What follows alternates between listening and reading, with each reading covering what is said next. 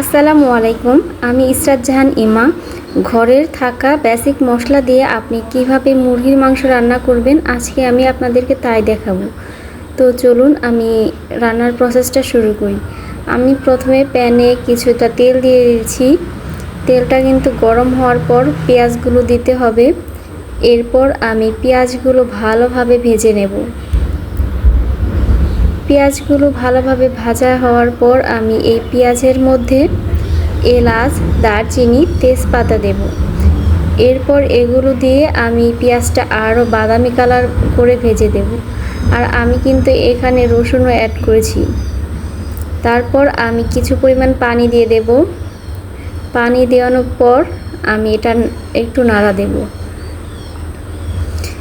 এই তো আমি এরপর এক এক করে এর উপর মশলা দেব। আমি প্রথমে বাটা মশলাগুলো দেব। আমি আদা বাটা, রসুন বাটা, জিরা বাটা, পেঁয়াজ বাটা, তারপর হচ্ছে এলাচ, দারচিনি বাটা এখানে অ্যাড করব। এরপর আমি সবগুলো মিক্স করে নেব। এখন আমি এখানে লবণ দেব। পরিমাণ মতো লবণ দেওয়ার পর এইখানে আমি অ্যাড করব গুঁড়ো মশলা, মরিচ গুঁড়ো, হলুদ গুঁড়ো, ধনিয়া গুঁড়ো। মশলাগুলো দেওয়ার পর আমি এই মশলাগুলো ভালোভাবে নেড়ে এটাকে কষিয়ে নেব।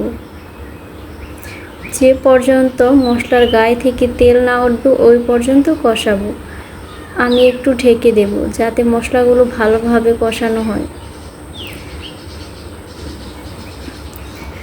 যখন মশলার উপর থেকে তেল ভেসে আসবে তখন আমি মাংসগুলো দিয়ে দেব। এবার আমি মাংসের সাথে মশলাগুলো ভালোভাবে মিশিয়ে নেব যাতে প্রত্যেকটা মাংসের গায়ে মশলাগুলো ঢুকতে পারে।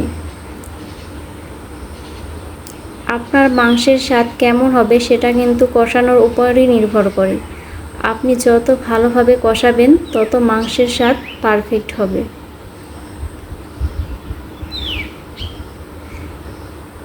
এই তো দেখতেই পাচ্ছেন মাংসের কালারটা কিন্তু অনেক সুন্দর এসেছে। আমি এভাবেই নেড়ে চেড়ে মাংসগুলোকে সিদ্ধ করে নেব। আর মাংসগুলোর উপর এবার আমি দিয়ে দেব আলু। এরপর আলুর সাথে মাংসগুলো ভালোভাবে মিশিয়ে নেব যাতে আলুর ভিতরে মশলাগুলো ঢুকতে পারে। ব্রয়লার মুরগির সাথে কিন্তু আলু দিলে অনেক মজা লাগে খেতে। আলু আর মাংস তত পর্যন্ত ভাজতে হবে যতক্ষণ পর্যন্ত না তেলগুলো উপরে উঠে আসে। যত ভালোভাবে ভাজা হবে তত মশলাগুলো ঢুকতে পারবে। এরপর আমি এইখানে পানি অ্যাড করব। পানি অ্যাড করে ঢাকনা দিয়ে ঢেকে দেব। এই তো ঢাকনা দিয়ে ঢেকে দেওয়ার পর মাংস আর আলুগুলো সিদ্ধ হয়ে যাবে। এভাবেই আমি কিছুক্ষণ নেড়ে চেড়ে ঢাকনা দিয়ে ঢেকে মাংসগুলো রান্না করে নেব। আমার মাংস আর আলু কিন্তু অলরেডি সিদ্ধ হয়ে গেছে। তো আমি এইখানে একটু ঝোলের পরিমাণ বেশি রাখবো। আপনারা যে যার মতো পছন্দ রেখে দেবেন ঝোল। তো আমার রান্না কিন্তু কমপ্লিট।